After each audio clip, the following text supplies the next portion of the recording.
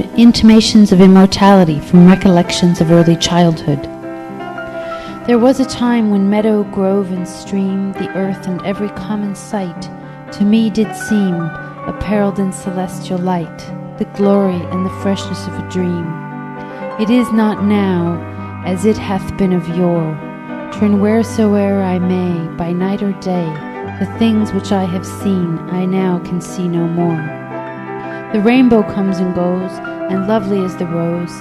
The moon doth with delight look round her when the heavens are bare. Waters on a starry night are beautiful and fair. The sunshine is a glorious birth. But yet I know, where'er I go, that there hath passed away a glory from the earth.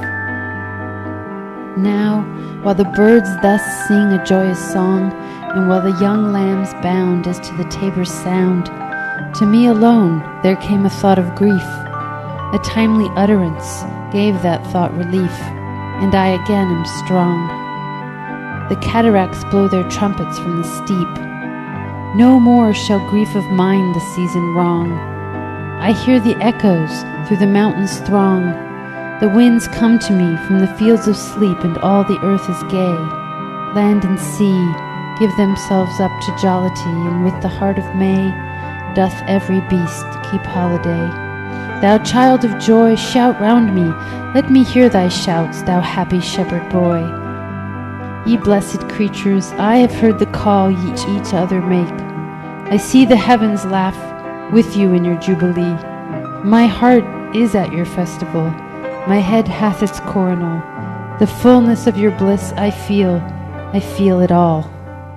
Oh, evil day, if I were sullen, while earth herself is adorning this sweet May morning, and the children are calling on every side, in 1,000 valleys far and wide, fresh flowers, while the sun shines warm, and the babe leaps up on his mother's arms. I hear, with joy I hear, but there's a tree, of many one, a single field, which I have looked upon. Both of them speak of something that is gone. The pansy at my feet doth the same tale repeat. Whither is fled the visionary gleam? Where is it now, the glory and the dream? Our birth is but a sleep and a forgetting. The soul that rises with us, our life's star, hath had elsewhere its setting, and cometh from afar, not in entire forgetfulness, and not in utter nakedness, but trailing clouds of glory do we come from God, who is our home. Heaven lies about us in our infancy.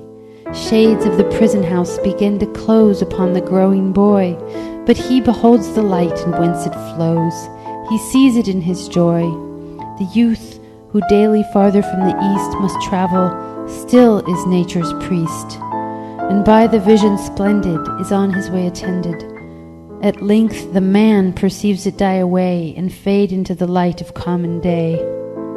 Earth fills her lap with pleasures of her own, yearnings she hath in her own natural kind, and even with something of a mother's mind, and no unworthy aim, the homely nurse doth all she can to make her foster child, her inmate man, forget the glories he hath known, in that imperial palace whence he came. Behold the child among his newborn blisses, a 6 years darling of a pygmy size. See, where mid-work of his own hand he lies, fretted by sallies of his mother's kisses, with light upon him from his father's eyes. See at his feet some little plan or chart, some fragment from his dream of human life, shaped by himself with newly learned art. A wedding or a festival, a mourning or a funeral, and this hath now his heart, and unto this he frames his song. Then will he fit his tongue to dialogues of business, love, or strife. But it will not be long ere this be thrown aside, and with new joy and pride the little actor cons another part, filling from time to time his humorous stage with all the persons, down to palsied age, that life brings with her in her equipage, as if his whole vocation were endless imitation. Thou, whose exterior semblance doth belie thy soul's immensity, thou best philosopher, who yet dost keep thy heritage, thou eye among the blind, that deaf and silent readest the eternal deep, haunted forever by the eternal mind, mighty prophet, seer blessed, on whom those truths do rest which we are toiling all our lives to find, in darkness lost, the darkness of the grave. Thou over whom thy immortality broods like the day, a master or a slave, a presence which is not to be put by, thou little child, yet glorious in the might of heaven-born freedom on thy being's height.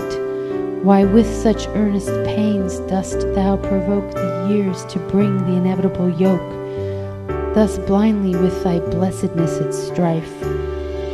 Full soon thy soul shall have her earthly freight, and custom lie upon thee with a weight heavy as frost, and deep almost as life. O joy that in our embers is something that doth live, that nature yet remembers what was so fugitive.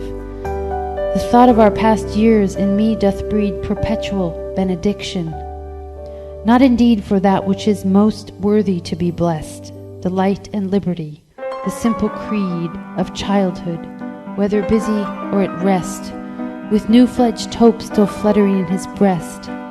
Not for these I raise the song of thanks and praise, but for those obstinate questionings of sense and outward things, fallings from us, vanishings, blank misgivings of a creature moving about in worlds not realized, high instincts before which our mortal nature did tremble like a guilty thing surprised.